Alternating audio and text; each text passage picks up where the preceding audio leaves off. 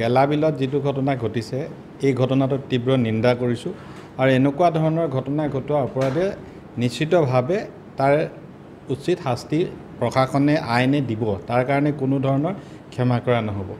দ্বিতীয়তে এজন বিধায়ক হিচাপে মোৰ লগত বহু ব্যক্তিয়ে ঘনিষ্ঠ থাকে, আপোনালোকো মোৰ লগত ঘনিষ্ঠ, কিন্তু ঘনিষ্ঠ হোৱাৰ অৰ্থ এইটো নহয় যে কাৰোবাক অপৰাধ কৰিবলৈ লাইচেঞ্চ দিয়া হৈছে।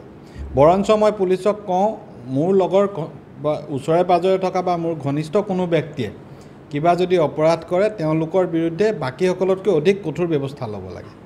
আৰু আমি আশা কৰিছোঁ ৰাইজে যিহেতু বিচাৰিছে এই ঘটনাৰ দোষীক কৰায়ত্ব কৰাটো, মই পুলিচৰ লগতো কথা পাতিছোঁ।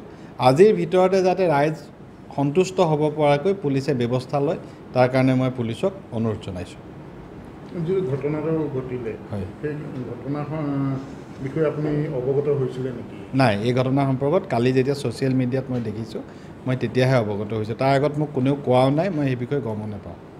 আৰু মোৰ ষ্টেণ্ডটো স্পষ্ট, কোনো ধৰণৰ অপৰাধমূলক কামৰ লগত জড়িত ব্যক্তি ই লাগিলে মোৰ ব্লাড ৰিলেশ্যনৰ ব্যক্তিয়ে হওক, কোনো ব্যক্তিক মই কেতিয়াও প্ৰশ্ৰয় নিদিওঁ আৰু তেনেধৰণৰ ব্যক্তিৰ বিৰুদ্ধে কঠোৰ আইনগত ব্যৱস্থা গ্ৰহণ কৰিবলৈ মই পুলিচ প্ৰশাসনক অনুৰোধ জনাইছোঁ।